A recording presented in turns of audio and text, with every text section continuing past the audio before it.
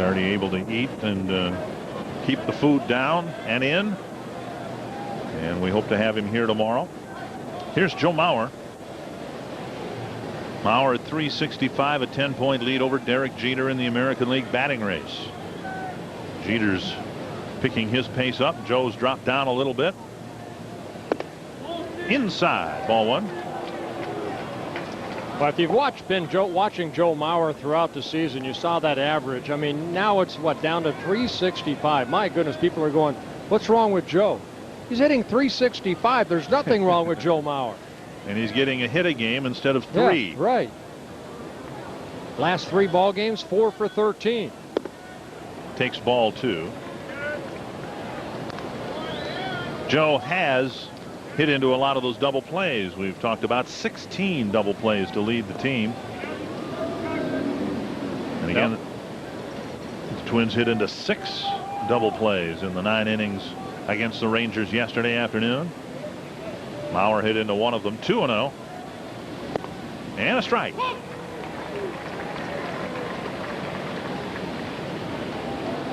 The Twins are 500 this year against left-handed starting pitchers. And it's hard to figure when you look at the individual batting averages against left-handed pitching. Mauer, for instance, hitting .358 against lefties. 3-1. Cuddyer .320. Morneau .303. Hunter .327. Tyner .296. Bartlett .353. With batting averages like that against left-handed pitching, you would think the team would be about 30-10 against lefties. Yeah, sometimes you wonder what the score was of those ball games. They may not have been 3-2 ball games. They may have been 8-6 type of ball games, where the Twins pitching just was not as good. 3-1 to Mauer, and he draws a walk. First and second. The only out that De La Rosa's recorded was the one that Punto gave him on the sacrifice. Well, the biggest thing for De La Rosa is building up that arm strength. I mentioned he start last time out. He started against the Texas Rangers. He threw 92 pitches. Now this is from a guy that normally was a reliever with the Milwaukee Brewers. So arm strength is a big thing for De La Rosa as the season goes on here.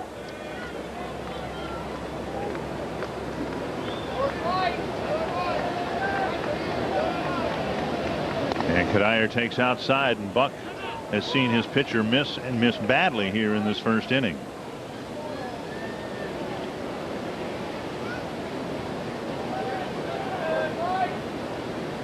De La Rosa, 25 years old, from Mexico, originally signed by the Arizona Diamondbacks.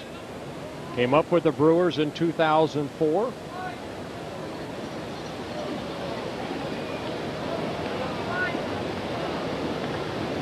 One 1-0 to Michael Cuddyer.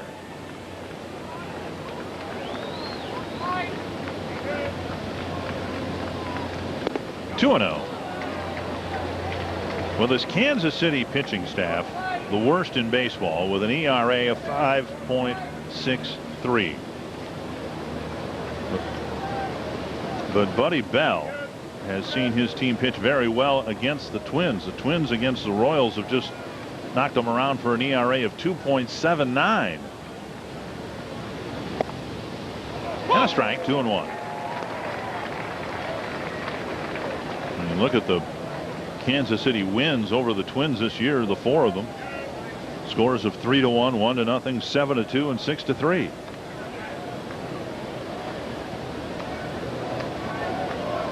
Two 2-1 to Cuddyer.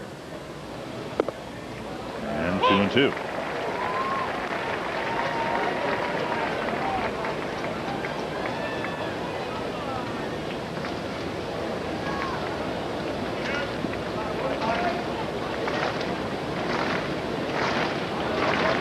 De La Rosa struggling with his control. 2-2 to Cuddyer. A tapper foul. The acting manager lets it skip by him.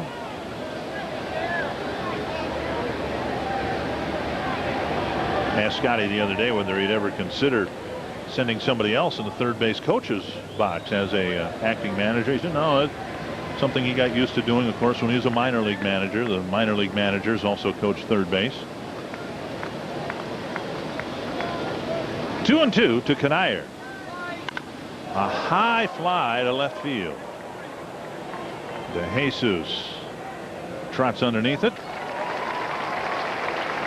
Out number 2 with Morneau coming to the plate. First, our Chrysler key stat.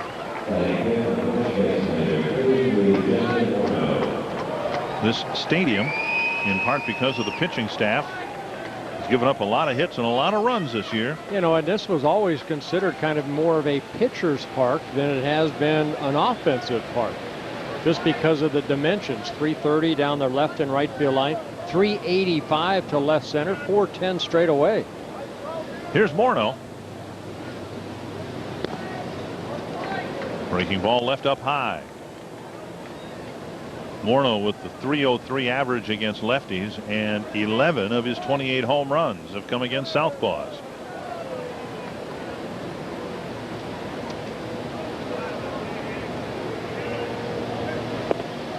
One and one.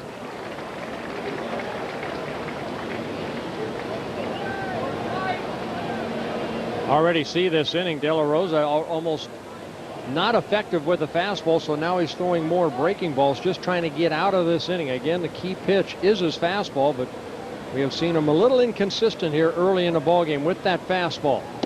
There's a fastball that misses again. 2-1.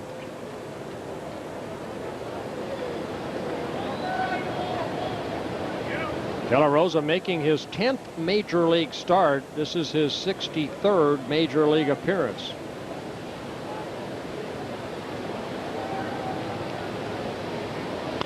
And a liner to right field, a base hit. Castillo around third, he'll score. Mauer to second base. Morneau holding up with an RBI single, his 89th run batted in of the year. A good piece of hitting right there by Justin, just dropping the head of the bat and lining it over the second baseman's head into right center field. Not a bad pitch right here, but in a hitter's count, Justin looking for the fastball, gets it, and lines it into right center. Justin now tied with Travis Hafner for second in the American League in runs batted in. David Ortiz leading.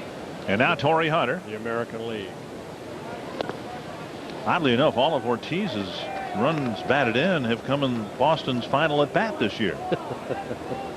So it seems. Here's Hunter. Originally was in the lineup as the center fielder, and then right before first pitch, Twins shifted things around. Torii the designated hitter, Tyner in center, Raby in left. 1-1.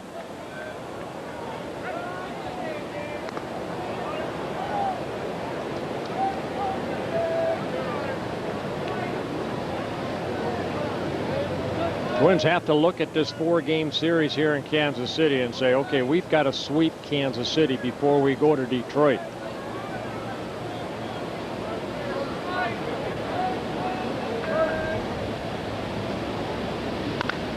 That's a fair ball down the line. Bauer's going to score. Morneau on his way to third. He'll be held there. Hunter to second with an RBI double. And something been true in baseball for 150 years. A team that's struggling sure looks a lot better with some 2-out hits. I'll tell you what, Torii Hunter, since coming off the disabled, is now 6 for 12. And he said, you know, coming off the disabled, this felt like Christmas, like it's a Christmas package all wrapped up, and he was just so happy to be back, and also his bat very happy to be back. A double right there for Torii Hunter. He picks up his 55th RBI as Joe Mauer scores the second run of the inning.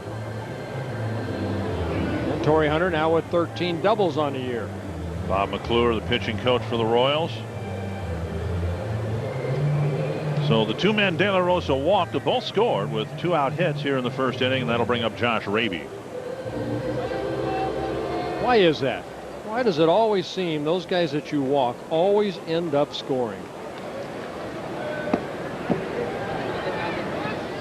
Raby doing well against lefties in his own right, limited duty, but he's got 7 hits and 11 at bats.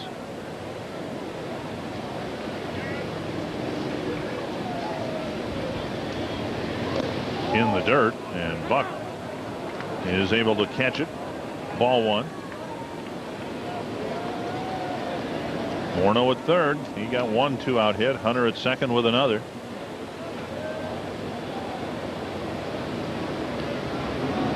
Radke hoping for another 2-out hit here. Might score a couple more runs.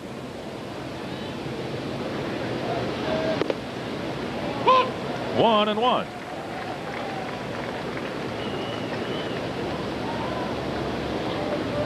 With the short starts late in the Texas series and the injury situation surrounding Radke and Francisco Liriano, the Twins are back to carrying 12 pitchers. 2 and 1.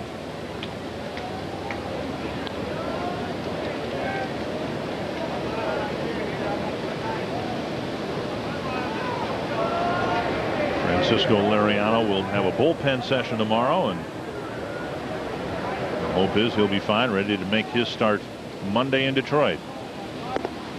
Not close. 3 and 1.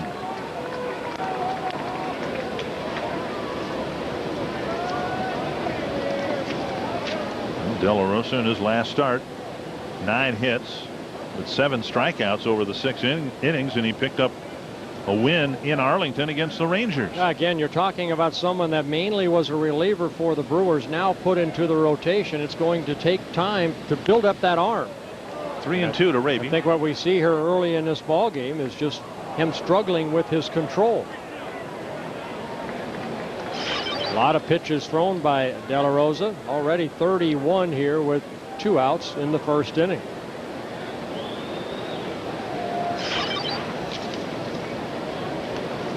De La Rosa made 18 appearances for the Brewers, only 3 starts. He had a high 8.60 ERA with the Brewers.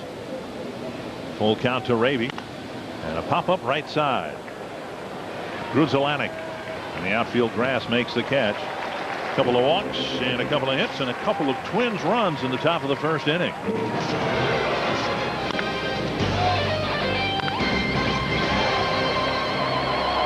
Seen it before. Bunny Bell has seen his team fall behind quickly 2-0 here tonight. Here's his Menards batting order. David DeJesus, Mark Grudzielanek, Mark Teahan, the American League Player of the Week last week, Reggie Sanders, Shane Costa, Ryan Sheely, John Buck, Andres Blanco, and Joey Gathright. And let's take a look at the Treasure on the Scouting Report on Brad Radke, making his 23rd start. And the big question is, how will his right shoulder feel? Making his 3rd start against the Royals this season. He's 1-0 against the Royals in the 2 starts he had. Here's DeJesus to get things started. And strike 1. DeJesus didn't play against the Twins first round of the season series between the Twins and Kansas City. Had a hamstring injury. 1-1. Yeah, DeJesus, very good numbers against Brad Radke. 7 for 13. That's a .538 batting average with a double and a home run. So a good test for Brad right off the get-go. Change up missing low. I might be imagining it, but Radke, typically we've seen him on hot days wear the long sleeves, but here tonight he's got the short sleeves on. Swing and a miss, and the changeup 2-2. You were a long sleeve guy, right? No, I was short sleeve. Really? I did not like long sleeves. Yes, maybe April in Minnesota, but as the summer went on, I was definitely short sleeves. Show off your pipes? No. No, just try to stay loose. 2-2. And an off-speed pitch missing. It's a full count. Brad making his 32nd career start against the Kansas City Royals. 11-10 in his career against the Royals. 7-5 here at Kauffman Stadium. Cracked foul. Still 3-2. And we all know about Brad's control. Outstanding control. Again this year, throughout his career. This year, 26 walks in 128 1/3 innings pitched with 65 strikeouts. Now he will give up more hits to innings pitched. 166 hits in the 128 1/3 innings pitched. Backhanded by Castillo. Safe at first. DeJesus with an infield hit.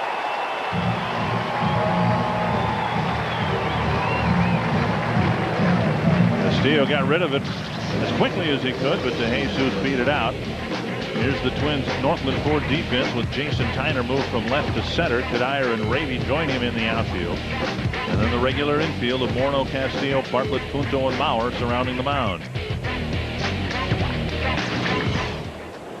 Here's Mark Gruzelanek. Well, good effort right there by Castillo. But DeJesus, very good speed, as you mentioned, down out of that batter's box, down the line. Bunted in the air. Let it drop. Mauer makes the catch, one away. Let's take a look at the base hit by DeJesus, right back up the middle. Brad Radke almost is able to get this. He leaps just maybe a half a glove out of reach. But a nice effort right there. But it's an infield base hit. DeJesus at first, now one away, and Mark Teahan starting to hear some cheers here in Kansas City, and for good reason. He's done a remarkable job turning not just his season around, but his career around since being demoted to Omaha. They came up and they said he's focused a little bit better. Royals really like this young man right here, only 24 years old. They feel that he's part of the future here in Kansas City. They always felt it was there. It was just a matter of finding that good swing, and he went back to AAA. And he came back up here, and he's been swinging a hot bat ever since. One strike to Teahan. Here's a pop-up behind the plate and out of play. 0-2. You know, the Twins have had players who've done that too, where they've had to go back, kind of collect themselves, and then come back, and they found something in the minor leagues that they've been able to bring up to the major league level with them. 2 strikes to Teahan with DeJesus at first. 1-2. Torii Hunter had to go back down to the minor leagues. A.J. Pierzynski. And on this squad, Jason Bartlett. I think a lot of times, you know, guys come up, they get a taste. Maybe they don't have instant success. They expect a little bit more. They put a little bit too much pressure on themselves. They go back down, relax a little bit, find the swing, and say, okay, now I've got it. Good pitch right there by Radke. Last 2 pitches middle in. 1-2. Brad losing in his last start on July 29th. This is his 8th loss of the year. It was the first loss for Brad Radke since June 3rd, when he lost to the Oakland A's in Oakland.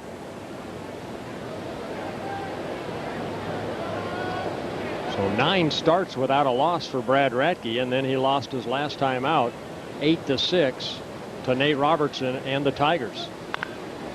Morneau gets the out there, and the relay not in time as Morneau again digs out a one-hop throw. 2 down, and Bartlett gets spilled at second base by DeJesus. Oh, a nice play right there by Justin. You want to get that lead runner, and that's exactly what he does right there. Now it's up to Teahan to hustle down the line. A good flip right there to Bartlett, and a throw back. You can see DeJesus going in hard. Good clean play. And they do get the force out at second base. 2 down, and here's Reggie Sanders. Sanders freshly off the disabled list.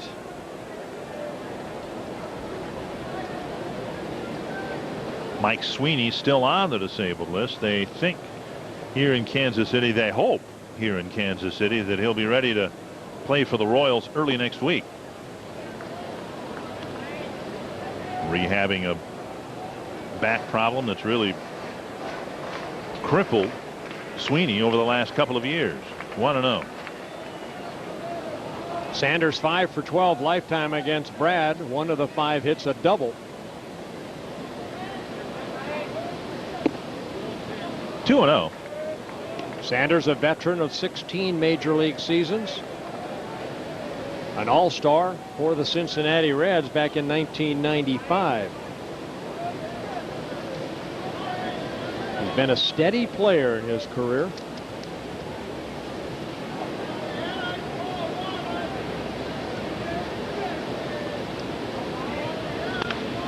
Driven to the right field corner, but it'll turn foul.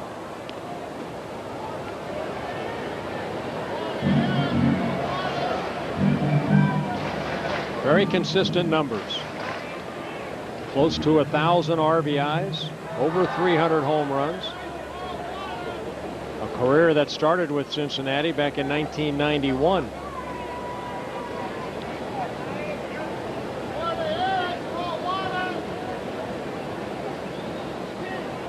Two and one to Sanders. And a bouncer to third. Punto waits for the second hop and fires to Morneau. So Radke gives up a leadoff infield hit, keeps the ball in the infield throughout, and the Twins lead 2-0. He used one of those yesterday. I drove down from Minnesota down here to Kansas City. How was your drive down? Oh, it's fine. Any tickets? No. But I, always try to obey the traffic laws. There's no reason to give me a ticket. So that phone call I made, it didn't. You must have went through pretty good. I figured you'd make a phone call to Iowa, so we went over to the Dakotas and came down through Nebraska. Tyner rolls it up the middle off the glove of Grutelanek, and Tyner gets a leadoff infield hit here in the second. I'll tell you what, Jason Tyner's done a great job since coming up from Rochester. He's just this type of hitter right here. Anytime you see him, I think we saw it in that Texas series, he was hitting a lot of fly ball outs. Right here, Jason Tyner, even though he slips out of the box, this ball right back up the middle. This is Jason Tyner at his best. Try to find the holes in the infield, utilize your speed to get on first.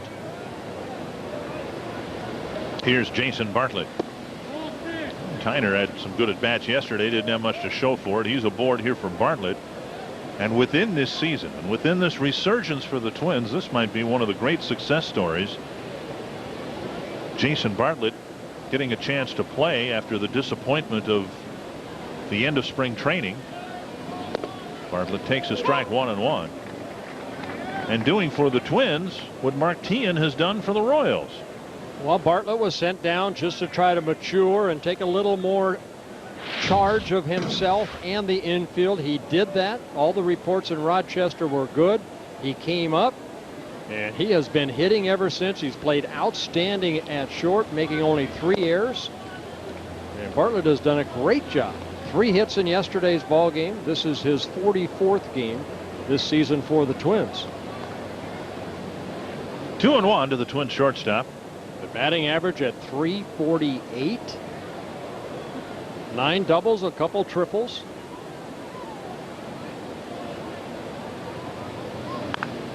Only 1 home run, but my goodness, was it ever a big one in Chicago on the last road trip. 2-2.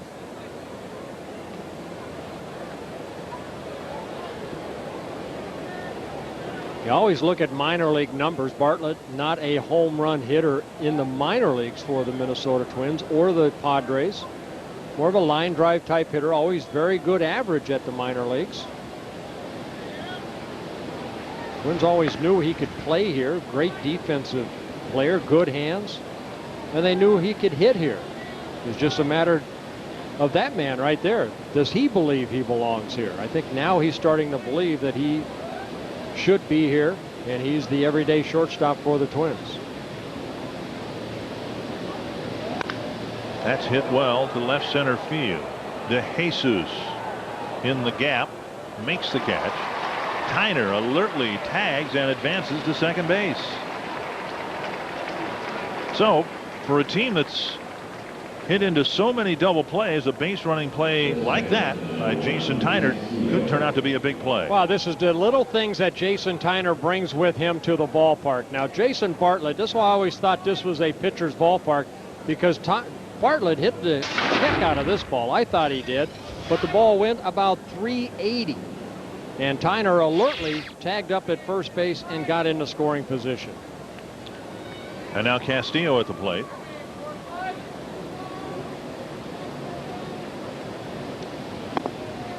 Inside, ball one. It was Castillo's prolonged leadoff walk to kind of set the stage for the 2-run first inning. De La Rosa fell behind him 3-0. Then it was 3-2. There was a foul ball in there. Finally, Castillo drew the walk and ended up scoring on the Morneau single to right.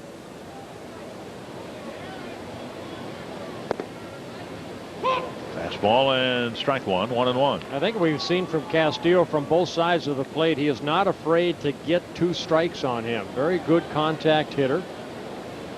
Will make that pitcher throw sometimes 4, 5, 6 pitches on at bat.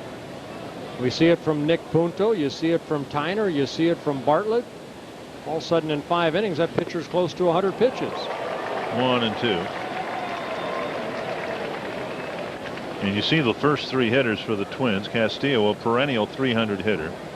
Punto hitting 320 coming into the game. Mauer 365. And cumulatively, they draw more walks than strikeouts. Saw the wild swing on that little cutter right there. Watch Castillo now. Now he's going to try to protect the plate. And a little dribbler towards short. Tyner advancing to third. And Castillo gets an infield hit. Tyner took off with the pitch. And Castillo just hit a little dribbler in front of Blanco. And there'll be runners at first and third for Punto.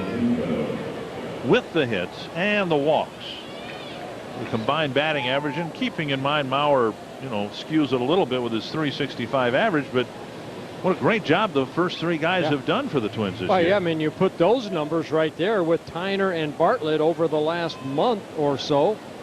I mean, you got some very good hitters. And Tyner and Bartlett hitting over 300, and they all run well. Yeah, and if you're Cuddyer, Morneau, and Hunter, my goodness. And now Punto. Punto credited with a sacrifice bunt back in the first inning. Punto had that tough game in the homestand where he picked up a lot of strikeouts. So of the 3 first batters, only Punto has more strikeouts than walks by just a couple. And that gets away from Buck. Tyner will come in and score, and it's 3-0. Castillo to second base. I remember Tyner on Bartlett's deep fly ball, tagged up from first base, went to second, then made it over to third on that infield hit by Castillo, and a wild pitch right here, and Tyner scores. So the Twins doing their little things right here to score a run. De La Rosa with a wild pitch, his first wild pitch as a Royal, his 5th wild pitch overall on the year. 1-0 to Punto. 2-0.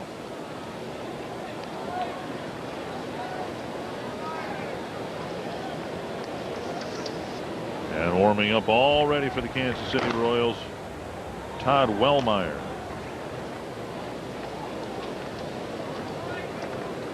And Buck to the mound, Bob McClure to the mound. McClure came out in the first inning.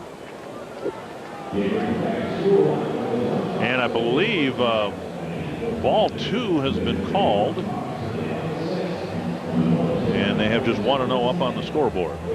So we have the count correct on the screen, 2-0. Bob McClure and myself, we were teammates with the Angels back in the 90s, early 90s, and had a chance to talk to Mac about his pitching staff, the new arrivals and everything, and he just said it's a work in process. And he told me about De La Rosa, that, I mean, here's a young man that they see start potential in him to be a starter. But they realize with all his relief outings with the Brewers earlier this year, if they have a lot of patience with him as he starts to build up that arm. He was very impressed the way he pitched in his first outing against the Rangers. But here this afternoon or this evening, just kind of struggling a little bit with all his pitches. 2-0 to Punto.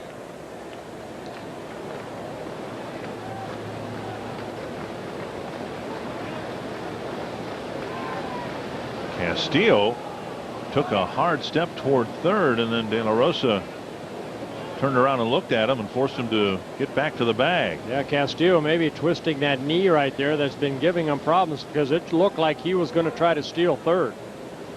Take a look at Castillo right there on first motion right there, and then gets back, maybe twisting that knee a little bit. 2-1.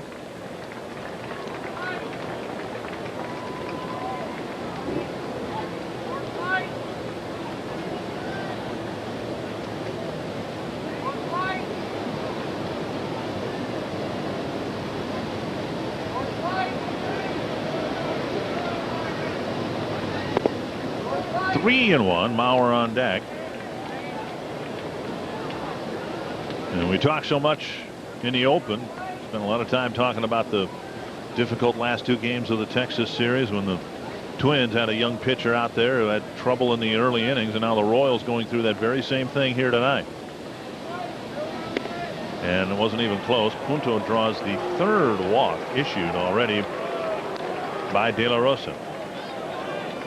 And Mauer to the plate, drew one of those first inning walks and scored. Well, the difference between Boof Bonser and Baker, I think, and De La Rosa, those guys threw strikes. They were just hit with pitches all over the place. As a defensive player, you do not like playing a ball game behind a pitcher that has already walked 3 with 1 out here in the second inning.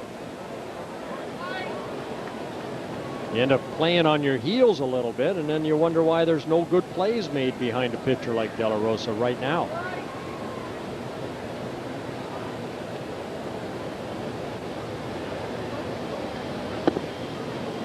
Low, ball 1.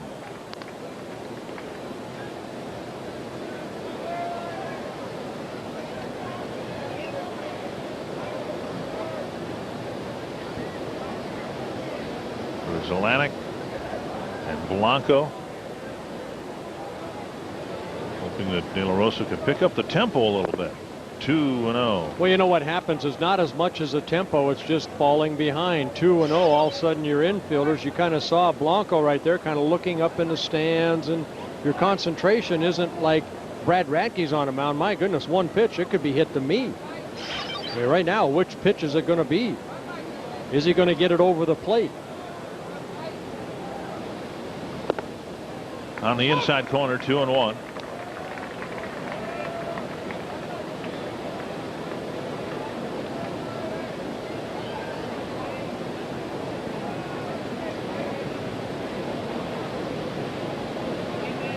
Twins getting a couple of runs in the first, 1 so far here in the second.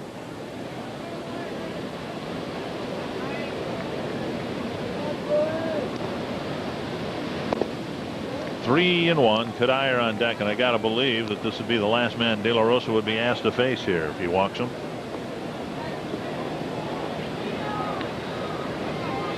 That man's had to have a lot of patience, Buddy Bell. A lot of changes.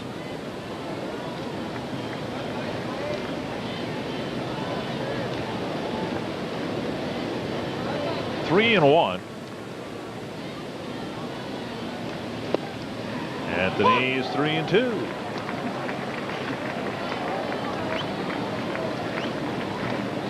Now the runners will perhaps take off here. There's good speed on the bases. 1 out. Mauer pretty good about making contact.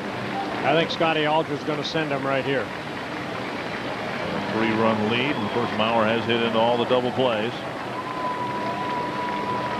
Well, a gapper right here might score Nick Punto from first base. Runners go, and it's ball 4. So back-to-back walks. They're loaded up. De La Rosa and the Royals already down 3-0, and that will be the end of the night for Jorge De La Rosa. Well, again, coming off a very good start in his first start of the Royals here this evening, it's been a struggle. Todd Wellmeyer will pitch to Michael Cuddyer with the bases loaded. Stadium, the first of a 4-game series, first of a 7-game road trip. From here we go to Detroit. Bert Blyleven, Dick Bramer here at Kauffman Stadium. Twins in front, Torii Hunter in the box, and in the dugout with a headset on to chat with us here in the top of the 5th inning, Rondell White. Rondell, first of all, thank you for being with us, but how's the hamstring injury you tweaked the other day? Oh, it's coming along pretty good. I did some light sprints today to batting practice, and I hope to be back in the field soon. Rondell, you know, there's a fly ball right here by Torii Hunter. Right, coming in, making the catch. Rondell, when you got sent down, what was your mission to go down to Rochester, and what were you looking to do? Really just go down and straighten my swing out and stretch my shoulder out and just really get some confidence again. I think I was trying to press and do too much, and so I want to go down there, relax, and start from scratch. And we've asked you about the hamstring, so let's ask you about the shoulder. How does it feel now that you played with it for a couple of weeks and, of course, unable to play with it the last couple of days? It feels great. I'm still doing the things I need to do, stretching out, doing my exercises, and just can't wait to get back in there and try to help the team out. Rondell, I think the fans would like to know, after, losing 2 to the Tigers and then losing 2 to the Texas Rangers, how's the mood of the ball club coming into this 4-game series? Oh, high spirits, man. These guys been playing us tough all year, so we really got to concentrate here and try to win every series. The clubhouse is great. We missed Skip. Can't wait for him to get back, and we'll be ready to go. Well, he's presumably watching here tonight, so let me ask you the question that I know has been on the minds of a lot of Twins fans. When you got back from Rochester, you seemed to hit very well when you played out in the field. Is that just a coincidence, or do you now feel more comfortable as a hitter, as a left fielder, as opposed to a designated hitter? Well, I do whatever it takes for the team to win, but I felt comfortable in left field. I played it better than what I thought I was going to do, and I've been feeling pretty good at the plate, so whatever role, Skip, you want me to play, I'll play. Jason Tyner, the hitter. Raby at first with a sharp single to center and 1 down. Rondell, you've been in a lot of different clubs. You ever been a part of a team that turned things around so quickly as this Twins team did? Oh, man, never. This is amazing. The pitching is outstanding. Guys are getting key hits. I mean, it's a great ball team. It's great. A lot of guys with great attitudes on the team. I think that has a lot to do with it. Okay, now you're currently, waiting to get an opportunity to play again. A lot of fans might want to know too, Rondell, what do you do when you're not playing? Like right now, I mean, are you scouting the pitchers out there because you may face them, in a next coming series? Oh, yeah, you have to pay attention. You might can pick up something the pitcher's doing and, tell the other guys and, help yourself out also. So you always got to pay attention. Eat a lot of sunflower seeds. Well, see, I used to light up shoelaces and put bubble gum on top of guys' hats, so the game has changed a lot then. Oh, yeah. Sometimes we have a jump shot contest with the cuts with that sunflower seeds. So. Well, Rondell, take care of the leg, and we hope to see you out either as a left fielder or designated hitter when Gardy gets back tomorrow. Okay. Thanks for having me, fellas. All right. All right. Thank you, Rondell. 3-2 to Jason Tyner. Tell you what, he's a class act. He really is. All the frustration that he had, at the beginning of the year, expecting so much the Twins were from him, that he went through that slump, and the way that he handled it, it just showed a lot of class. Behind third, and Teahan in foul ground makes the catch for out number 2. And wouldn't it be nice if the Twins can play really good baseball here in the final 2 months of the season, and the last 2 months will be Rondell's best 2 months with the ball club, and Twins fans will see why the Twins signed him in the offseason in the first place. Well, again, you look at the numbers. Numbers do not lie. Rondell White has always been a very good hitter at the major league level, a career .287 hitter. This guy's a professional. He knows what he needs to do, and it's frustrating when you cannot do what you're supposed to do. Bartlett takes high, ball 1.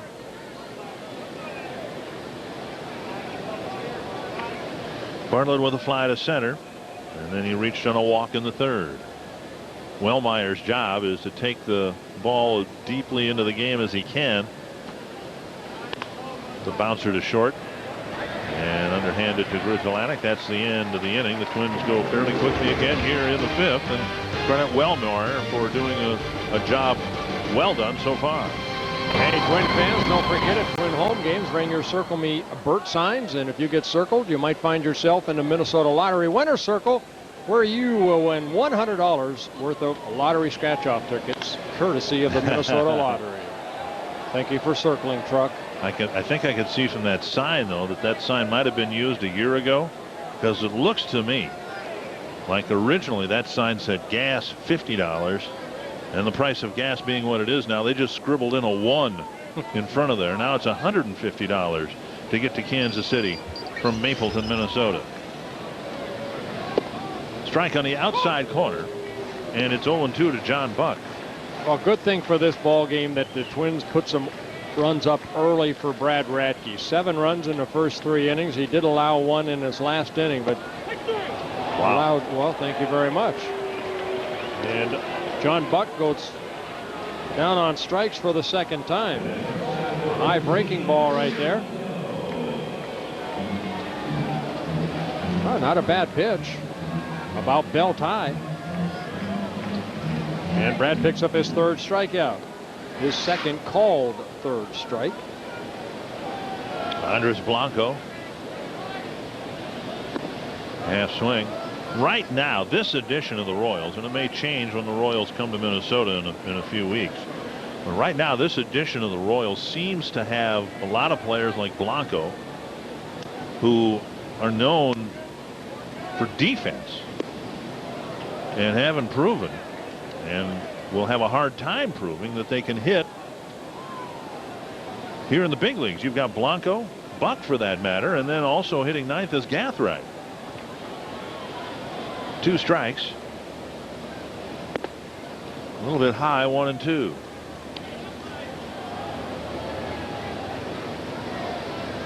So Radke trying to cut through the bottom 3rd of the Kansas City batting order here in the 5th. And he starts the inning with a couple of strikeouts. Well, good changeup right there. Good location. A pitch that breaks down and away. And Blanco, the 4th strikeout for Brad.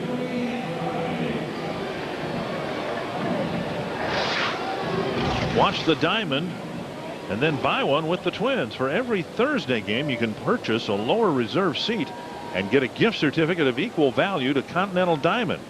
Call 800-33-TWINS and reserve your tickets and diamond today.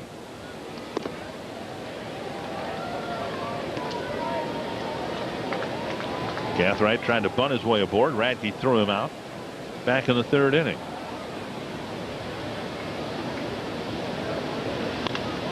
To left field, and Araby comes in to make the play, and Radke has set down 6 men in a row as he breezes through the 5th.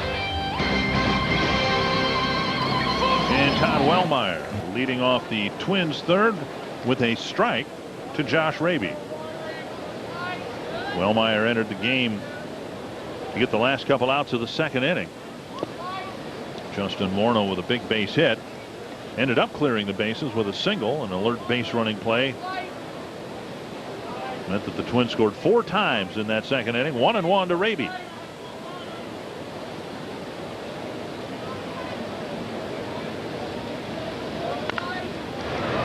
One hopper to Blanco. High. Into the photographer section, and Raby will gain 2nd base with Blanco sailing it well over the first baseman's head and out of play. Yeah, Blanco showing off his arm right here in deep short. Just winds up and lets it go over the head of 6'5" Zaley, making his 2nd error of the year. And for the Royals, that is their 64th error overall. And now Tyner, who started the 4-run 2nd inning with a ground ball infield hit up the middle.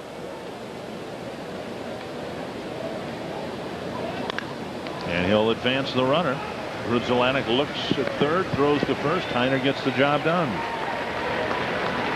No matter what the score is, these guys like Tyner, Punto, Castillo, Bartlett, they all have little jobs to do. And Tyner's job right there, after the error and the advance of a base, man on 2nd. Tyner getting congratulated. Get that runner over to 3rd. This gives Jason Bartlett a chance right here to pick up an RBI. Infield in now for Bartlett. And one of the things that was so impressive about watching the Tigers play in the last homestand in Minnesota was what they did when they got the lead.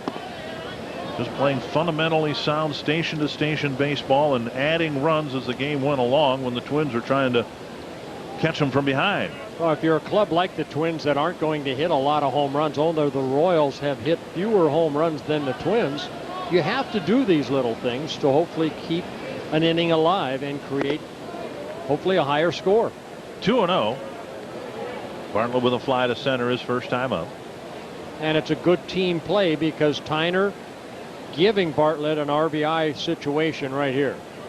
Rather than a man on second, Josh Raby at third.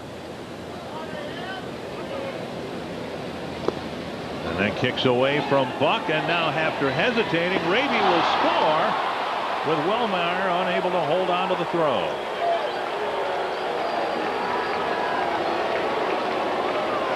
So a wild pitch will be charged, and Raby scores on a two-base error, a ground ball, and a wild pitch. Yeah, second time in a ball game, a wild pitch has scored a run for the Twins. Jason Tyner scoring on a wild pitch in the second inning. And Willmeyer, you watch Josh Raby right here hesitating, and then by the time that he came, he was a dead duck right there, but instead Willmeyer just dropping the ball.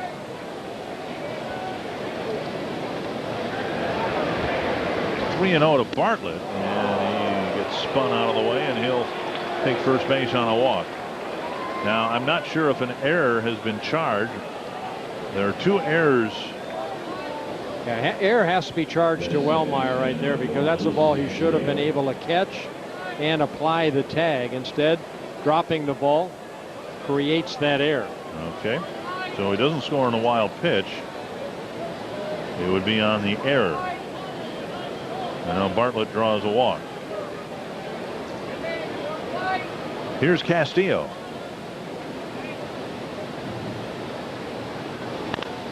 Back to the mound. Out at second and out at first. Double play. Twins hit into another one, but they score a run and now lead 7-0. Couple of hits, 3 runs batted in early in the game on our Rico game reset for Justin Morneau. Yeah, the Twins scoring 2 runs in the first, 4 in the top of the second, and then 1 more here in the top of the third. Strike 1 to Andres Blanco. Brad Radke gave up an infield hit back in the first inning. He's retired the next 6 and kept the ball in the infield throughout. Another ground ball, high hop from Morneau. He stays with it to Radke, 1 away. And that'll bring up Joey Gathrak. Well, for a fly ball pitcher, as he's been throughout his career, he's getting a high number of ground ball outs here tonight. Well, changing speeds well. That's what Brad Radke's all about, a breaking ball, beat into the ground. Gathright, new to the Royals, but then who isn't? Coming over from the Devil Rays. And he'll try to bunt his way aboard, and that's an easy play for Radke, 2 down. Yeah, you just don't bunt that often on Brad Radke, a very good fielding pitcher. For up to the minute Twins news and single game tickets, visit twinsbaseball.com. You can sign up for MLB.tv and the other wireless offers and take advantage of the outstanding e-saver deal this week for the August 10th game against the Blue Jays. Twinsbaseball.com, where Twins baseball is always on. And if you're keeping score at home, an error was in the second inning on the shortstop Blanco when Michael Cuddyer scored. And then the error was on Blanco that overthrew the bag of Josh Raby. And Raby scored on a wild pitch. No error on that. 1 strike to DeJesus. DeJesus hit a high chopper over the mound. Castillo made a nice play, but DeJesus beat the throw. 1-1. With everyone and everything around him changing, DeJesus figures to be one guy that will be here for a while. Signed a long-term deal, and the Royals hope to build around him. Checked his swing there. It's 2-1.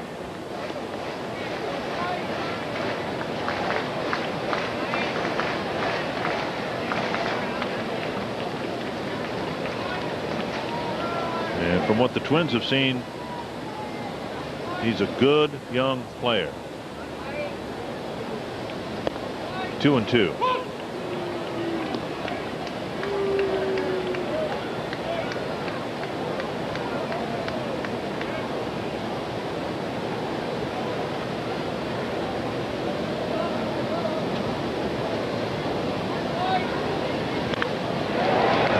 catches the line drive. Radke has another 1-2-3 inning. He set down 9 men in a row.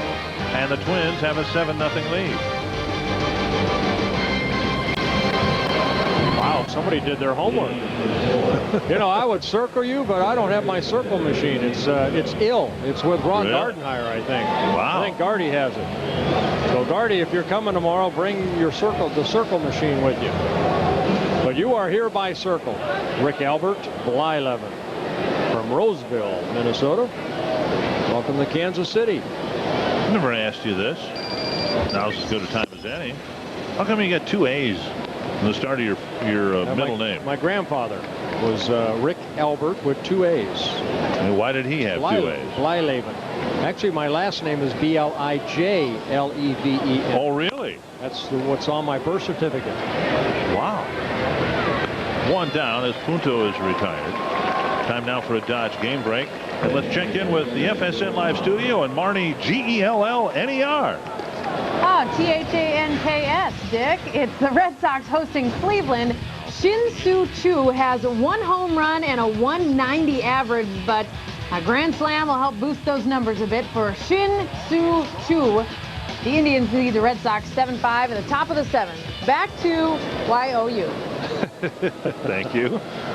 Twins start the night 3 games behind the Red Sox in the wild card race. There's a ground ball up the middle, picked up nicely by Blanco, and Bauer's retired, out number 2. I want to keep an eye on that Indian Red Sox game. Fausto Carmona, the newly anointed Cleveland closer, has just had a terrible time at Fenway Park. Well, we've seen Club's defense Mauer up the middle. Good play right there by the shortstop. Aflac trivia question. Aflac Duck made it down here to Kansas City, named the starting pitchers in Game 7 of the 1985 World Series. Well, Brett Saberhagen was 1. Who would it have been for the Cardinals?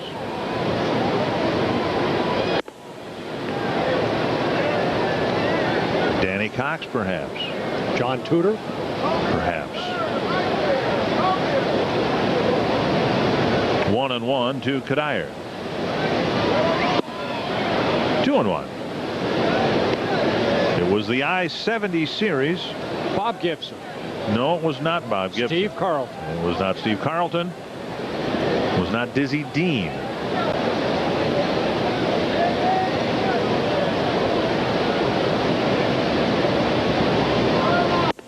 Three and 1 to Cuddyer. World Series between St. Louis and Kansas City. I-70, the major freeway between the 2 cities, running right through central Missouri.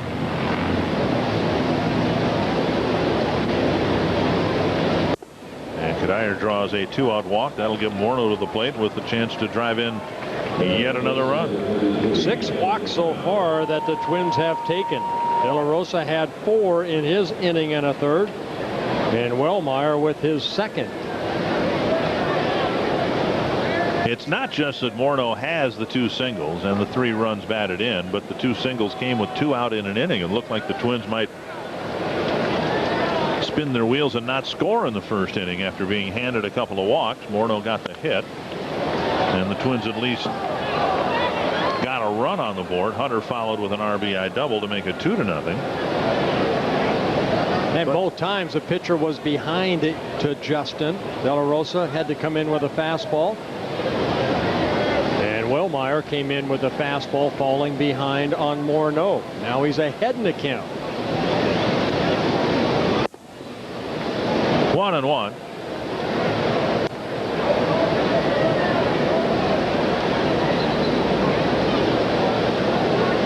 Wellmeyer, 27 years old. He's pitched at the major league level with the Cubs, the Marlins, now the Royals.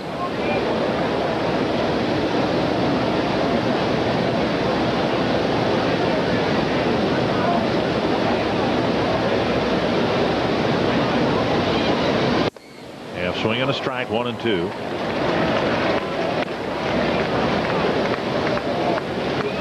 So much focus on his home runs, 28 of them, but maybe the focus should be on the runs that have scored on his hits other than the home runs, like the 3 tonight. Just inside, 2-2. You know what? Another thing you can focus on is as far as the strikeouts too. For a big power hitter like Justin, he doesn't strike out to where you see a Travis Hafner or Jim Thome or some of these guys that have so much power. Only 64 strikeouts, 30 walks. So not a bad ratio right there for a power type hitter. To center, and Gathright makes the catch. So the Twins don't score for the first time tonight against Todd Wellmeyer.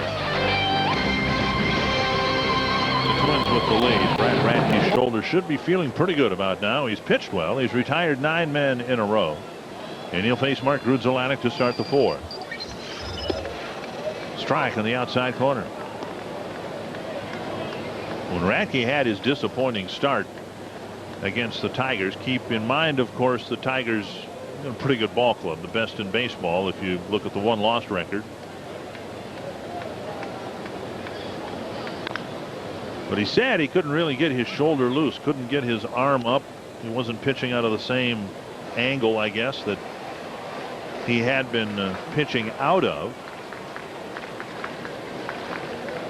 And Rick Anderson hoping that Radke can gut it out and pitch effectively over the last 2 months.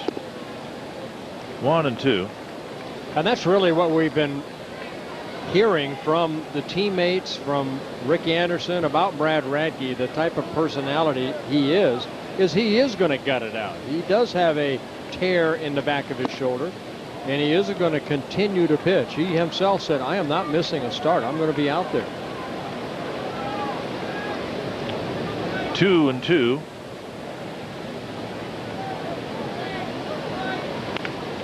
And a little looper to left, and Grudzielanek has a leadoff hit.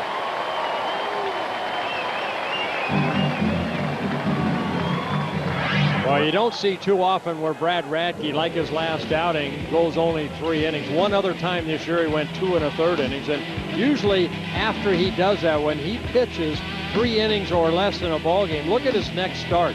Combined 4-1 with an ERA of 3, and opponent's batting is of only .230. So you don't want to get this guy upset. You don't want to face him after somebody else got him upset. Here's Teahan, reached on a fielder's choice his first time up. 1 strike. Well, if you are a starting pitcher and you have any pride at all, when you have a short start, and you had a few of them in your career, A lot of them. there must be some additional resolve by the time you get the ball the next time to make sure you don't bring the bullpen into the game early again. Well, you don't want to. That's your ultimate goal, is to get out there in today's game. Give me 6 or 7 good innings. That's what Radke wants to do here tonight.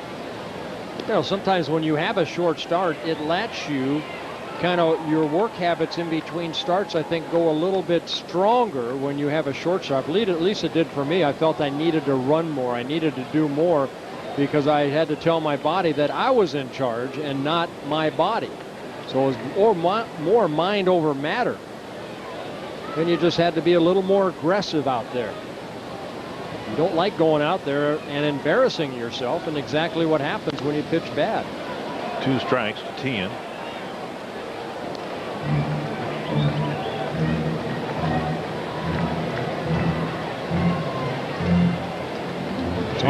It's almost like you're on a mission. You're on a mission to prove to yourself that you're a better pitcher than showed last time out. When he went 3 innings against the Tigers, gave up 7 hits, 4 runs, all earned. He just couldn't get that shoulder loose. 2 strikes to Teahan.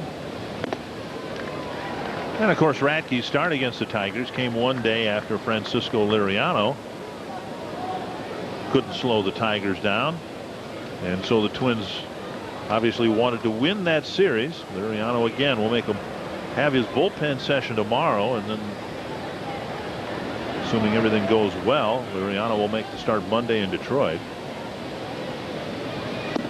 2-2. Yeah, again, Rick Anderson telling me before the ball game that little bit of a forearm strain or muscle strain that he had is completely gone.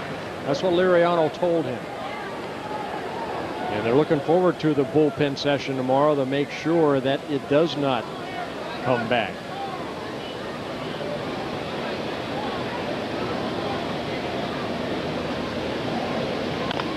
Bounce foul. Well, all you have to do is pick up the newspaper. If you have a short memory, just pick up the newspaper this week and read about the description of Bartolo Colon's elbow problems. Colon admits now he's the reigning Cy Young Award winner from a year ago. He has one win this year, and almost certainly I would think would be done for the year this year, saying that he has elbow problems now because he modified his delivery to favor the shoulder that was bothering him last year. 2-2 to Teahan. And that's the last thing the Twins want to see play out with Francisco Liriano. You protect one part of your body and injure another. But you want to go out there and compete, so you have to make the adjustment. Colon did a very good job of adjusting last year, winning the Cy Young, but he paid the price this year. 2-2 to Teahan, and there's another bouncer foul. And as Rick Anderson told me before the game, you know, all it really means right now is that instead of making 12 starts for the rest of the year, Liriano will make 11. That's how confident they are that this is just a little bump in the road.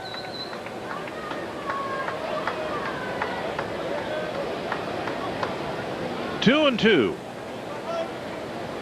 With Liriano watching Radke so far, pitching a wonderful game here in Kansas City. Great at bat here between Radke and Teahan, and now Teahan's run the count full. Brad trying to go with a little cutter down and in, and Teahan backing away for ball 3. It'll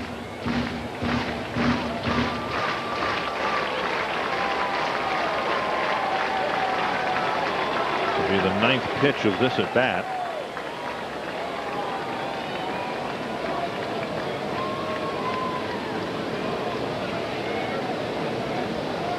Runner goes inside, ball 4. So a great plate appearance for Teahan. And the Royals have runners at first and second with nobody out here in the 4th inning. And our Aflac trivia question going back to the 1985 World Series, and I'm going to go with Danny Cox for some reason. I'm going to go with John Tudor because I remember Saberhagen shutting out the St. Louis Cardinals 11-0 in that ball game. Saberhagen with a big bear hug of George Brett as the final out was recorded, and the Royals finally had their World Series championship after getting to the World Series in 1980, losing to the Phillies, and getting to the playoffs all those years and being turned away by the Yankees. Here's Sanders, and a foul back, 1 strike. And since that 85 season, it's been kind of downhill for the Kansas City Royals. I mean, they've had some good years in the early 90s, but only one winning season for the Royals since 1993. That was back in 2003 when they were 83-79. Last year they lost 106 games. In 2004, 104. So it's been a frustrating time here in Kansas City.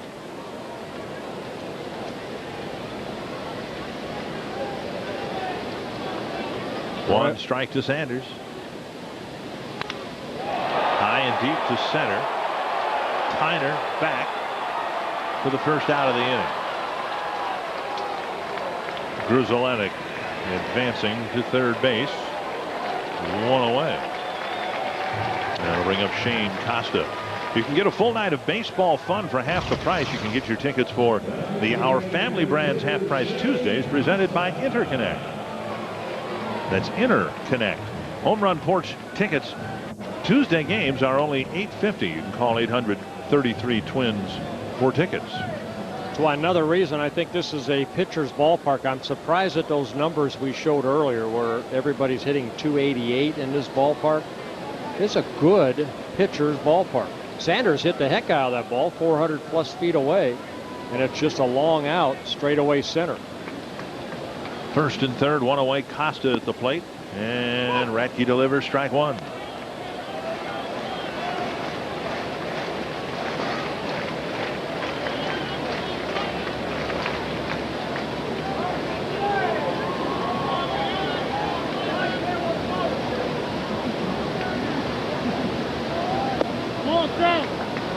1-1.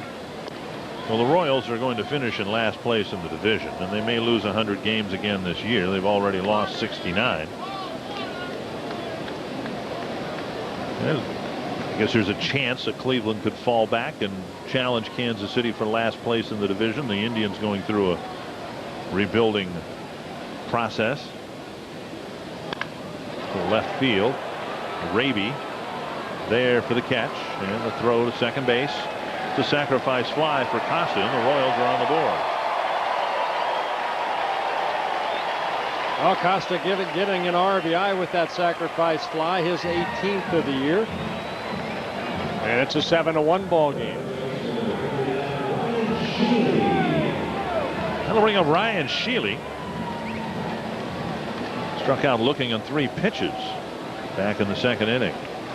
Sheely coming over from the Rockies. He was stuck behind Todd Helton at the major league level, and comes over here as Kansas City's new first baseman of the future. And what that will do to Doug Minkiewicz remains to be seen. Minkiewicz currently on the disabled list with a bad back.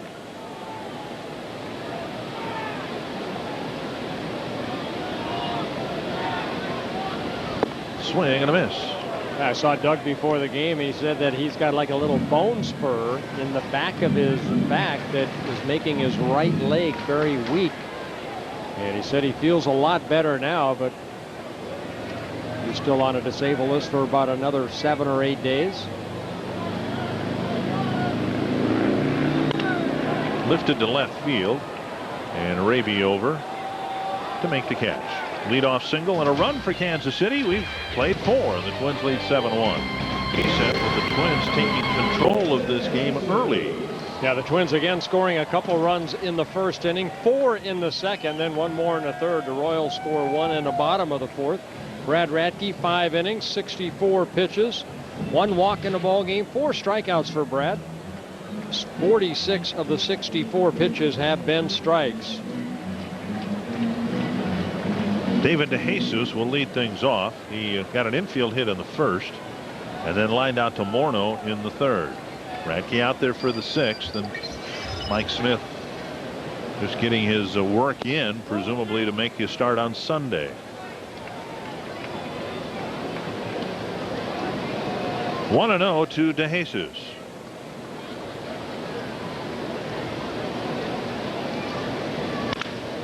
Off the glove of Radke. And now Castillo picks it up and throws him out. 1 down. Remember in the first inning, DeJesus hit a ball over the glove of Brad Radke and got a base hit. Here he goes back up the middle again. This time Brad able to knock it down. And Castillo playing a deep second base. Was going up the middle. Had to go back. Got the second hop. And got the out at first base. So Brad Radke getting assist. To play going 1-4-3. Tampa Bay beat Detroit 2-1. Chance for the Twins to pick up a game on the Tigers if they can win here. Get back within 10 games. The Twins started the night 10.5 games behind Detroit, and of course go to Detroit when they wrap up this series here Sunday afternoon. 1 strike to Grudzielanek. Fouled away.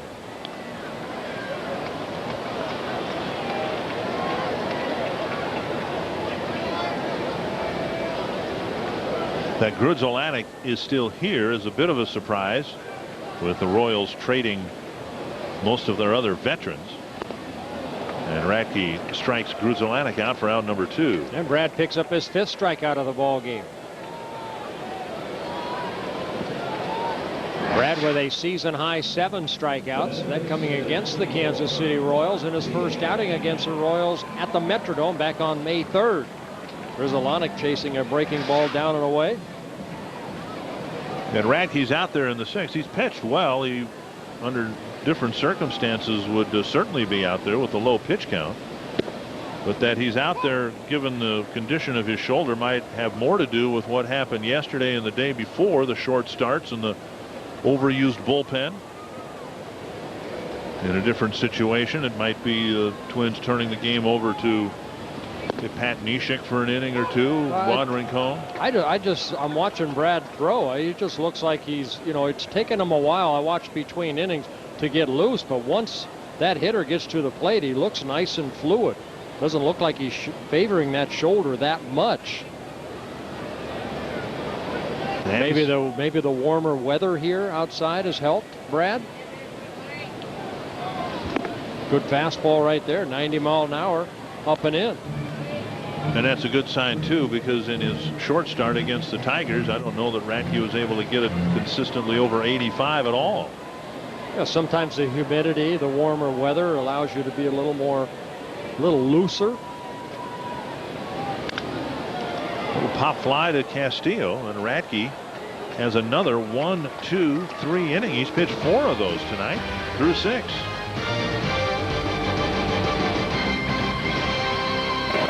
Wow. What do you mean almost? Wow, I'll take that as a compliment. No, she said almost. Forget it. Well, here's Torii Hunter, who will lead off the 7th against a new Kansas City pitcher. Leon Nunez, the hitter, or the pitcher, coming into the game for the 6th time. Pat Nunez just coming up from the minor leagues, making his 6th appearance. He's been with the Royals before. A right-hander with a very good fastball, good movement, a slider.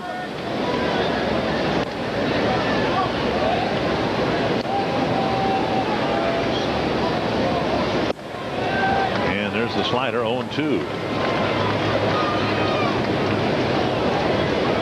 Nunez, just 22 years old, from the Dominican Republic, in his 2nd season with the Royals, up and down last year.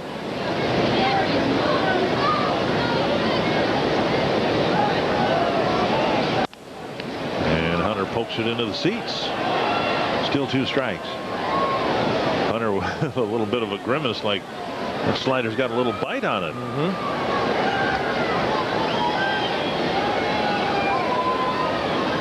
22, you say? Only 22.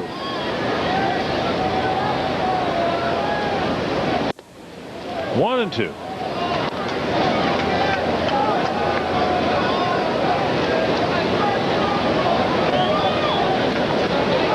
Looks about 16. And he strikes out Hunter, 1 away. Well, good changeup right there. He's been working on a split finger. That might have been the split finger right there. Something off speed, and Nunez picks up a strikeout. Almost a 3-finger type pitch. And Torii swinging through it. So 1 down, and here's Josh Raby. 1 for 3 on the night.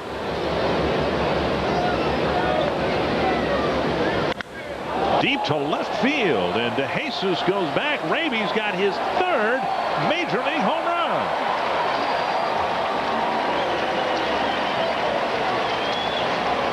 Oh, Raby jumping all over on inside fastball, and puts the Twins up 8-1. Raby's 3rd Major League home run, his 1st against a right-hander.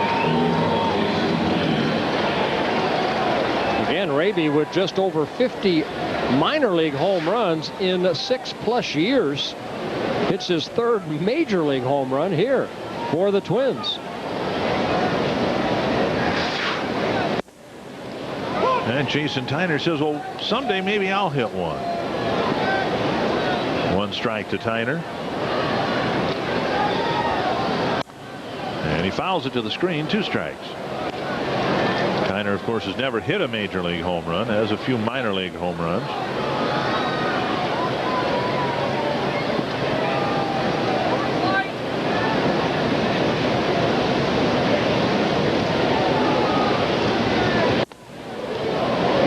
Torii Hunter coming back to the plate after his strikeout had a tip perhaps for Josh Raby. Swing at the first pitch. It'll be hanging breaking ball.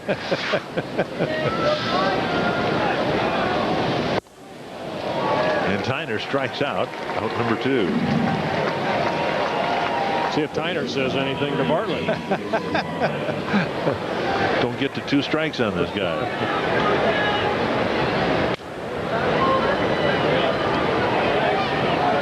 Well, again, Raby following a pattern that's been established here in the middle months of this baseball season. Hopefully it'll continue over the last two. Players called up. Twins got a look at them in spring training. Now they're called up here in the pennant race, and they're responding very well. Bartlett takes up an end 2-0. And as you said, the disappointing thing this week has been that a couple of young pitchers weren't able to do that. Bonser and the fly to center field, Scott Baker. And a long run, and Gathright plays it on a hop. Bartlett has his first hit of the night.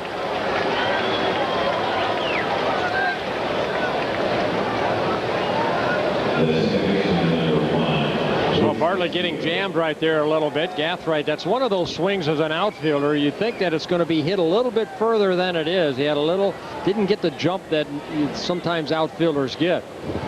The big swing right here of Bartlett.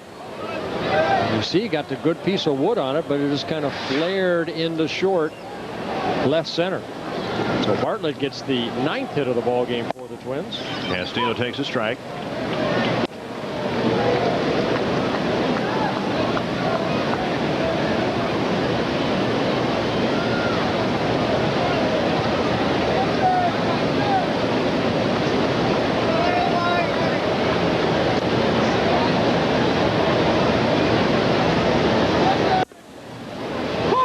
Two strikes.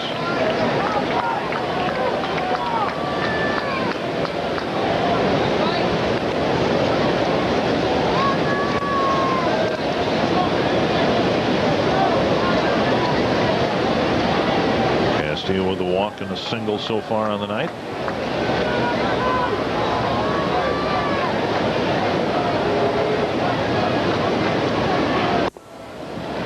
One and two. Castillo got the day off yesterday.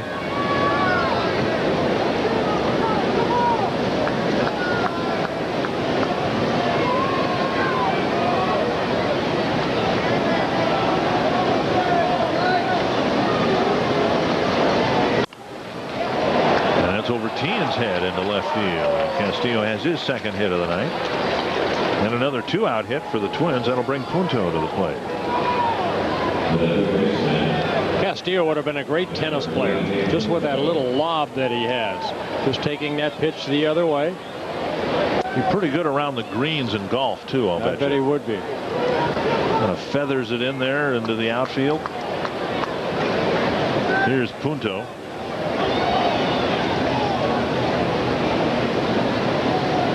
Nick, a walk. The sacrifice, since then 0 for 2.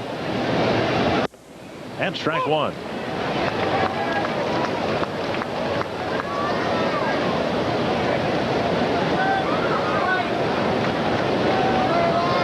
Royals playing baseball at a .355 clip this year. Just a little bit better than the Pittsburgh Pirates. Pirates threatening to have the worst record in the major leagues.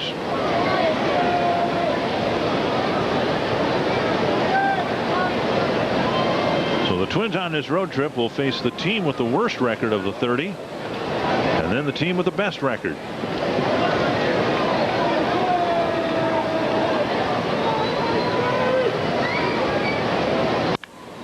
Rolled to the right side, picked up nicely by Sheely.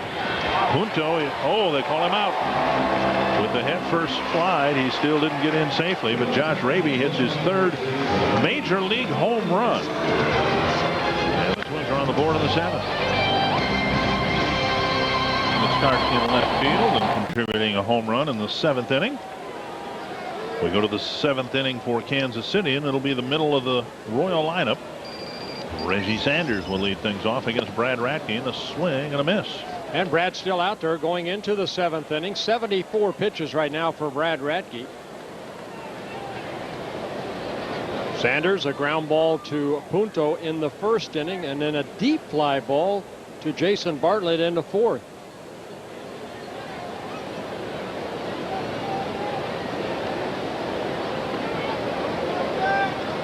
One strike to Sanders.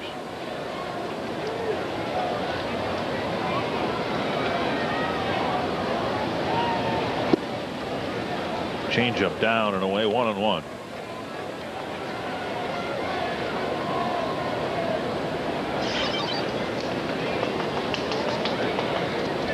"75 pitches for Brad."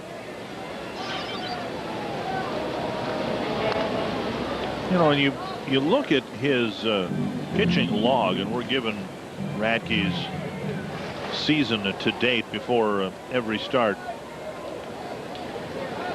If you took that one start out against the Tigers, you'd say, well, that's the Brad Radke of old. He's in his prime. 6 innings, 2 earned runs, 7 innings, 2 earned runs, 7 innings, 2 earned runs. It's just in the big game, in that big series against Detroit, he had a tough time with his shoulder. The Tigers knocked him out early. And, you know, I mean, this guy's not ready for the old folks home yet. He's a very good pitcher, and he, again here tonight, is pitching very effectively. Swing and a miss as he blows a fastball by Reggie Sanders. And a 6th strikeout of the ball game for Brad Radke. Here's our game summary so far. Well, Jason Tyner started that 2nd inning when the Twins scored 4 runs. Some good heads-up play, an infield base hit, and then a long fly out by Bartlett. He moved to second base, and a couple hitters later, he scored on a wild pitch. But the big hit in that inning was the 2-run single by Justin Morneau. Cuddyer scoring when the shortstop had his head down and did not call timeout. 1 strike to Shane Costa.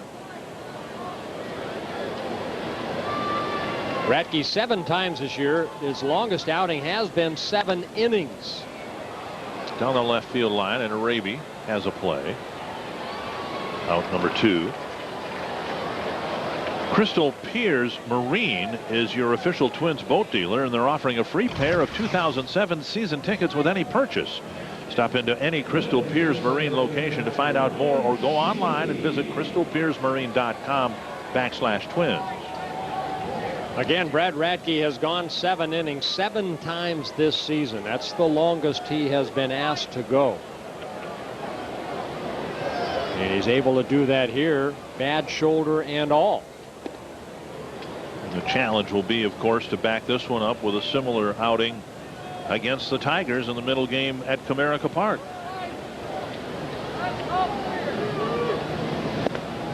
One and one.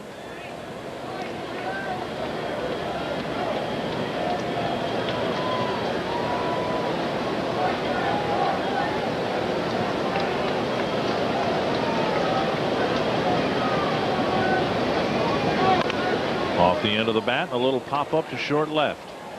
Bartlett out, Raby in, he makes the catch, and Radke through 7 innings pitches 5 1, 2, 3 innings.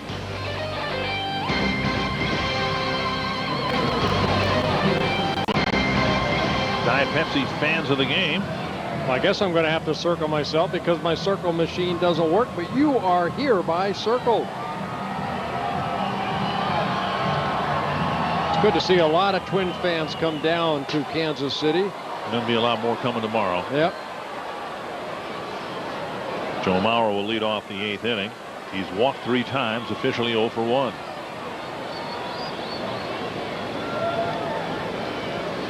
And as we found out yesterday, it's certainly a simple drive. It's not that long of a drive from the Twin Cities down here.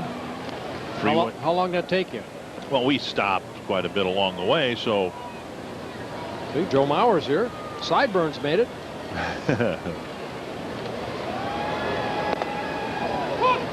But, you know, you get on 35 out of the Twin Cities and you just keep going till you get here. Listen to the Twins game yesterday afternoon in the car. 1-1 to Mauer. And there's his first hit, so he's 1 for 2 with 3 walks. Well, not a bad pitch right there. Joe just, you know, getting this breaking ball. And again, such a calm approach to hitting. Just dropping the head of the bat. You can almost see the eyes watching the ball hit the bat as he lines that ball into right field. And now Cuddyer, who singled his last time up. Strike on the outside corner.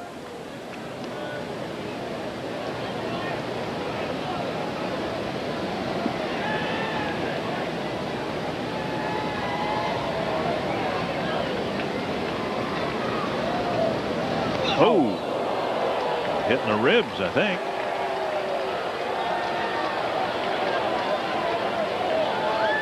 And so first and second, nobody out here in the 8th. Well, the youngster just trying to overthrow a little bit, throws that fastball up and in, and Cuddyer. And runners at first and second, nobody out. That'll leave a mark. First and second, nobody out, and here's Morneau.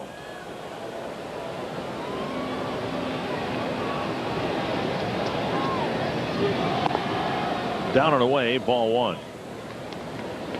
Justin with the 2 biggest hit perhaps for the Twins, a 2-out RBI single in the first and a 2-run 2-out single in the second, and on the play 3 runs scored when Cuddyer scampered home when Blanco put his head down. 1-1.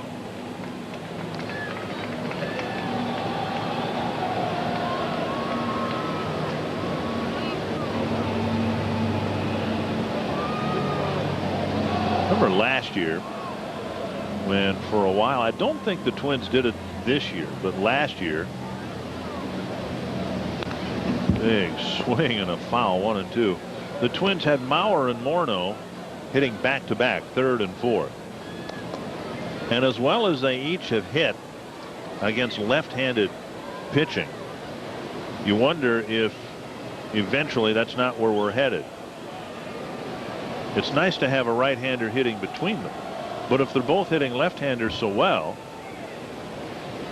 what's to keep Ron Gardenhire from going ahead and putting them in their back-to-back? What's the worst that's going to happen? They're each hitting over 300 against lefties. Yeah, but you know what? I mean, yeah, certain throughout a ball game, but when you get late in a ball game and you got a tough lefty as a reliever, right? You know, you want to have a right-hander in between.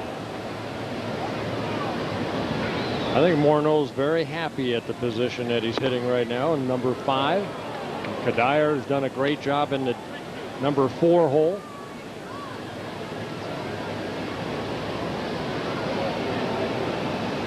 You have Mauer, Cuddyer, Morneau, Hunter. 4 very good hitters that can drive in some runs.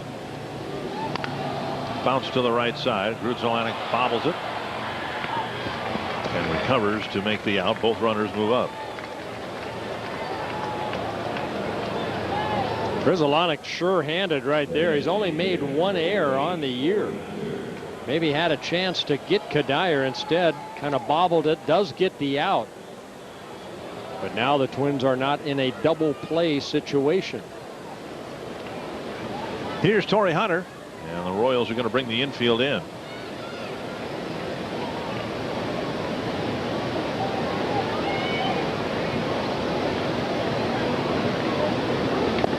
Check swing, but a strike. The way things have been going for the Twins and the way the offense has generated runs over the last 2 months, the last thing a manager would want to do would be to disrupt things. Mauer's doing well hitting 3rd. Mornau's doing well hitting 5th. Hunter's doing well hitting 6th. And now Torii takes one in the ribs. And they're loaded up. Well, the second hit batsman by Leo Nunez here in the 8th inning. Almost exact place that Cuddyer got hit. Right in the rib area. And Bob McClure, the pitching coach, coming out to try to settle down the youngster.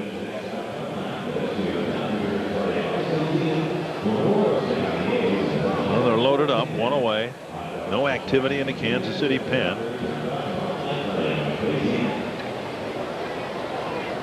You can establish priority for the new ballpark when you purchase Twins season tickets for the remainder of this season. The deadline for purchasing ticket plans for this season and qualify for a 2006 new ballpark priority number and postseason priority is August 13th. You got about a week and a half. Qualifying ticket plans start at just $320 per seat. You can call 833-TWINS for season tickets and priority for the new ballpark and the postseason. Raby with a chopper to third. Out there. Out there. So Nunez pumps his fist as he comes off the mound. Cuddyer and Hunter are just trying to exhale.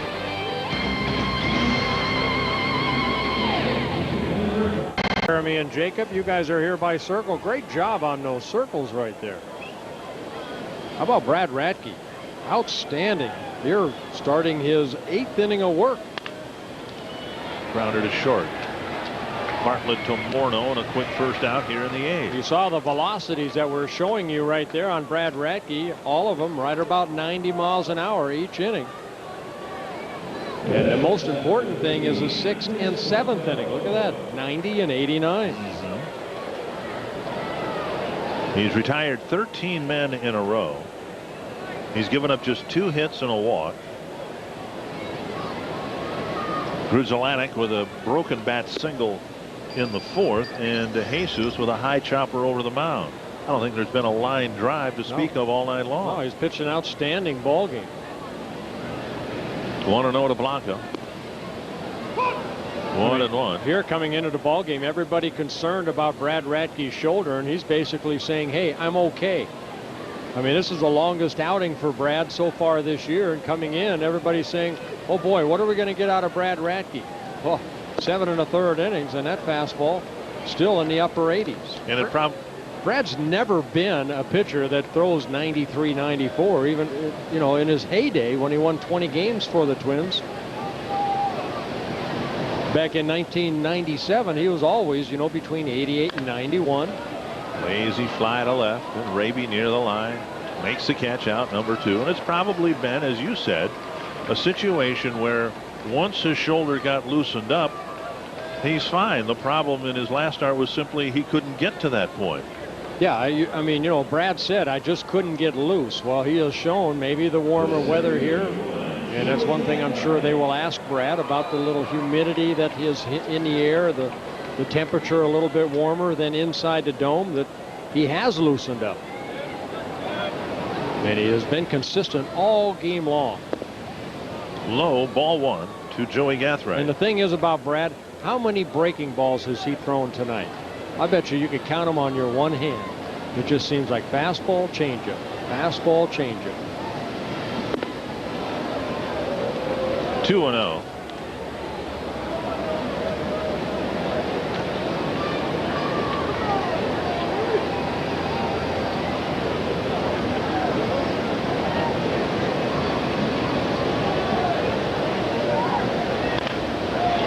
Crack to left, and Raby can't track it down. Gathright spun his wheels around first.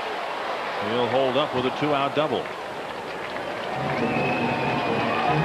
So the closest thing we've seen to a line drive, and it was one, into the left field corner. Yeah, only the 3rd hit allowed by Brad Radke. Just a fastball up, and Gathright just kind of slapping this ball the other way. And the ball just slices away from Raby. He was playing him pretty shallow, so that ball was hit a little bit further than I think the Twins anticipated that Gathright could hit down that left field line.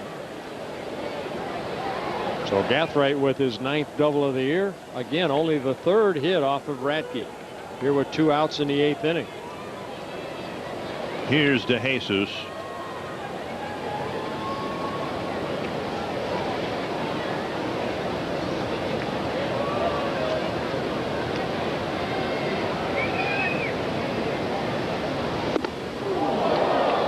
Inside, ball 1. That's a great pitch right there. We've seen Brad throughout the ball game pitch a lot of these hitters inside, especially the left-handers.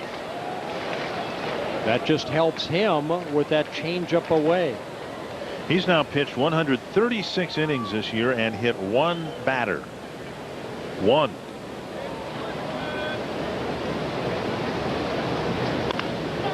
To left field and down for a hit. Gathwright's going to score, and it's 8-2.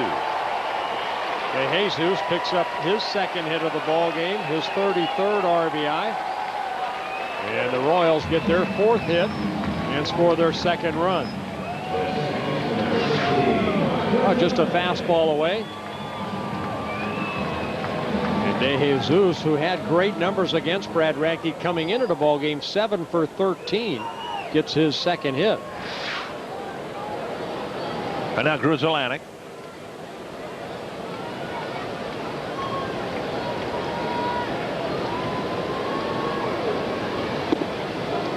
The Indians beat the Red Sox 7-6. So in the wild card race, the Twins, if they can hang on to this lead, would be just 2 games back.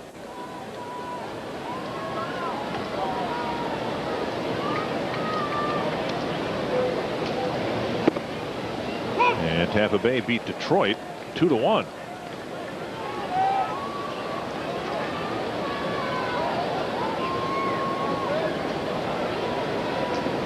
One and one.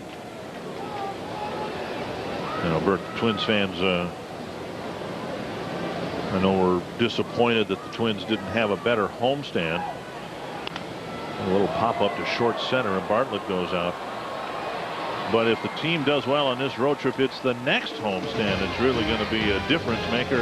A 10-gamer starting with Toronto. Dr. Z, is there really German technology in my Chrysler 300C? John, every Chrysler uses the best of American and German engineering and design. This 5-link rear suspension is only one example. They add small links for better performance and handling. Cool. What would you expect? We invented the automobile. Auf Wiedersehen.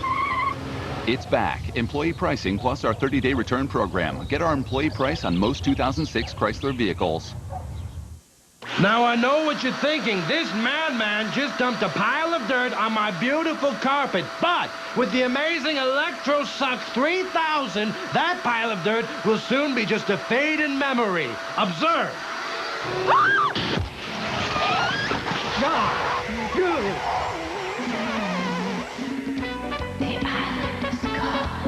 Treasure Island Resort and Casino.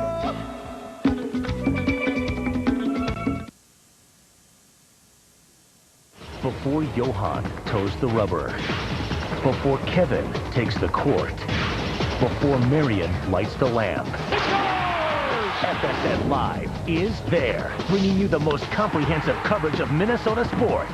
Before every game, join the FSN Live crew for exclusive insight of the matchup ahead. And when the action is over, stay tuned for the most in-depth post-game coverage around. FSN Live, before and after the game, only on FSN North. Great night for Brad Radke, headlining our Jeep game reset. Yeah, 8 innings for Brad Radke, the longest outing he's had so far this year. Getting congratulated by his teammates, Joe Mauer, right there. But 96 pitches, 66 for strikes for Brad. And the offense supported Brad early, and that was nice. Tyner lifts the first pitch foul.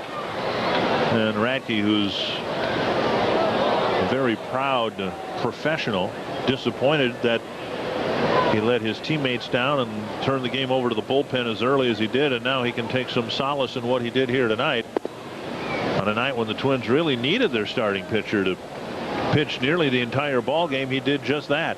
Well, and this is a ball club, the Kansas City Royals. Again, the Twins and the Royals have played even coming into this ball game, and this is a team that has struggled. We've talked about the 69 losses for the Royals, that this is a team that the Minnesota Twins have to beat if they want to stay in that wild card race.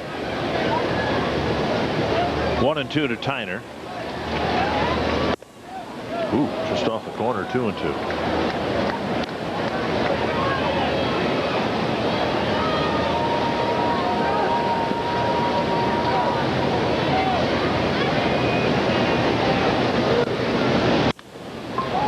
Fly ball to left, and DeJesus over to make the play. 1 down. And again, whether it's Raby, Tyner, Bartlett, guys getting on base, the Rochester, Minnesota connection has been effective here tonight, including Raby's Coors Light Cold Blast. Oh, his third major league home run, got a fastball inside. And a solo home run deep into the bullpen of the Minnesota Twins. And that gave the Twins an 8-1 lead with that home run. Bartlett with a single and a walk. And a strike.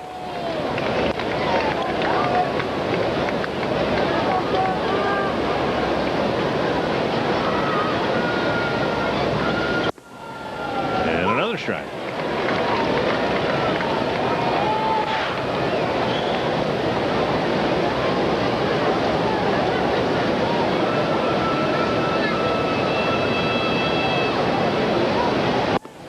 One and two.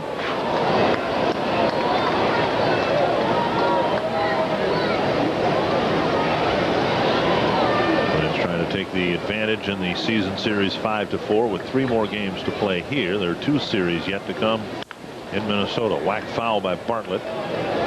Still 1 and 2.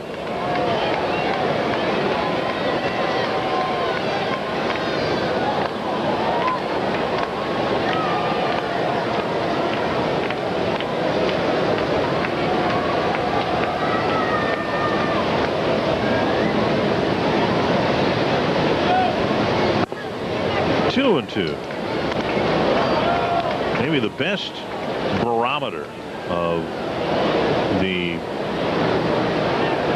strength of the American League over the National League, 3-2 to Bartlett, is the fact that Kansas City, the worst team in the American League, and they had a 10-8 record in interleague play. Even the Royals had success when they went over and played the other league. And Bartlett draws his second walk of the ball game.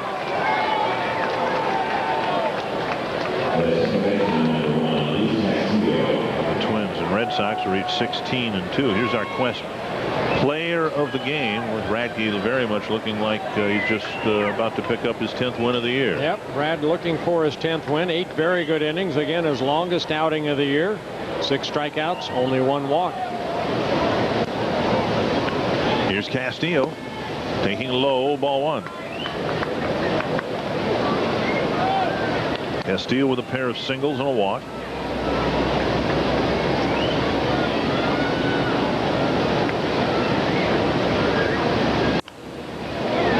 And now 1-1.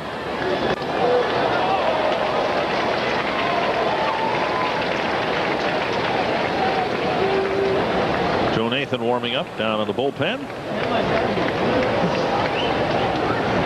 A non-save situation.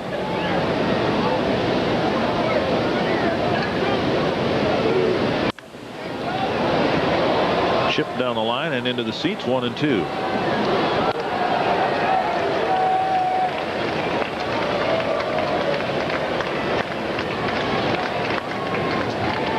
With those lopsided games against the Rangers, Nathan was not needed in that Texas series.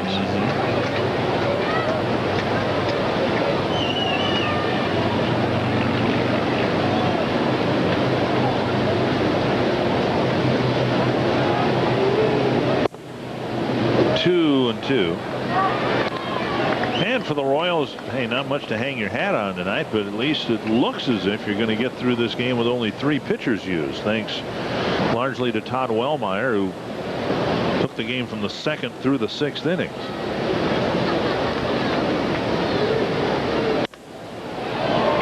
Mark Redmond, the former Twin, will go tomorrow for Kansas City against Johan Santana.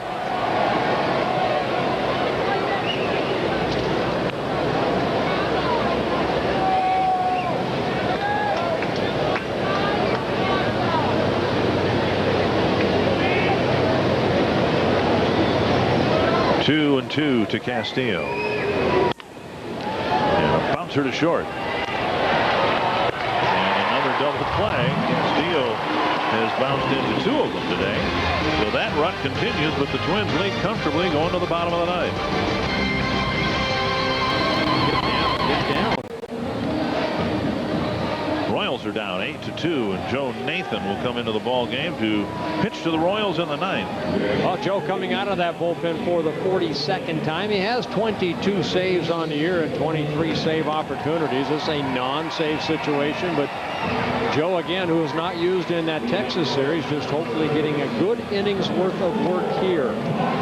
He last worked on Sunday against the Tigers in the Twins' 6-4 win when he picked up his 22nd save.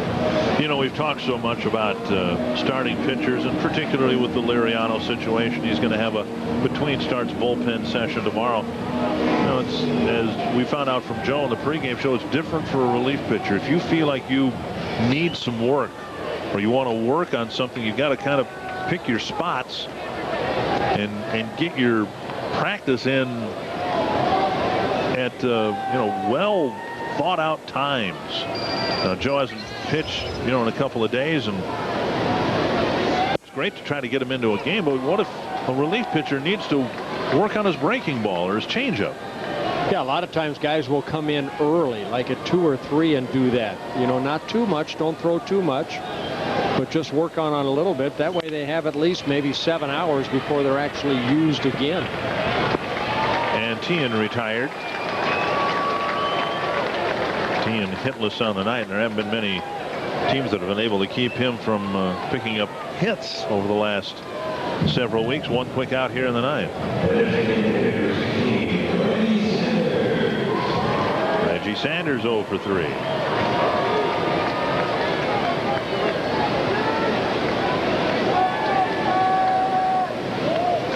A little over 12,000 the paid attendance here tonight. If not for Twins fans, it might be under 10,000 here tonight.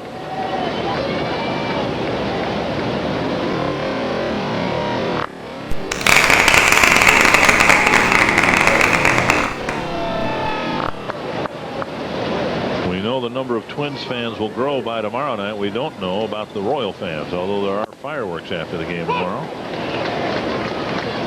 1-1.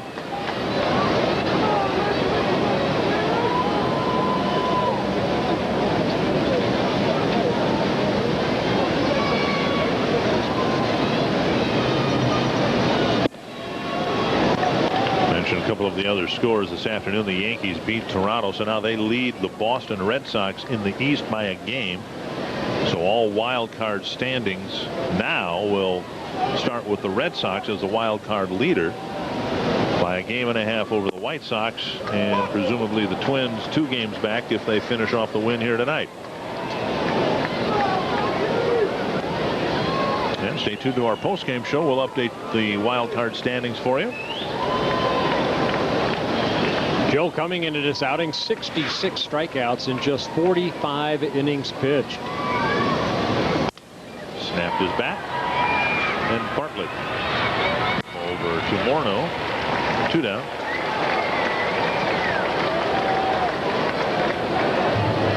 And now Shane Costa.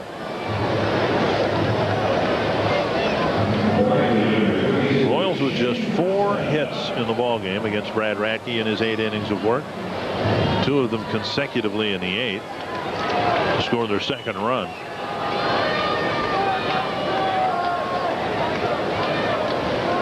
Some of the hand wringing should be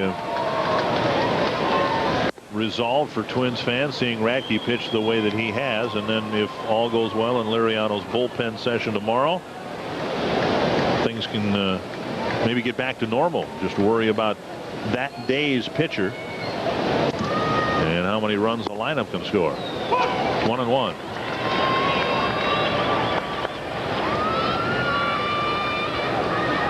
One and 1 to Costa.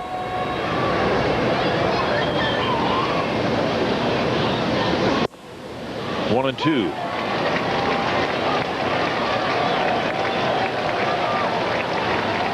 If you want to work on a curveball, good place to work on it right here. Ahead in the count. If you want to work on a pitch sometimes during game, work on it right here. You got to pitch to waste. A little slider. Get foul. Still 1 and 2.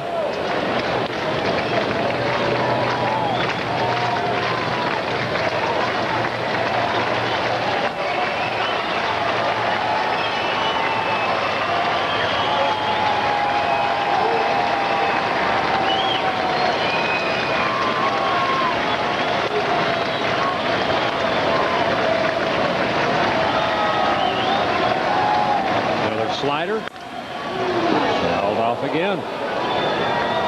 Bounced off the railing in front of the Kansas City dugout.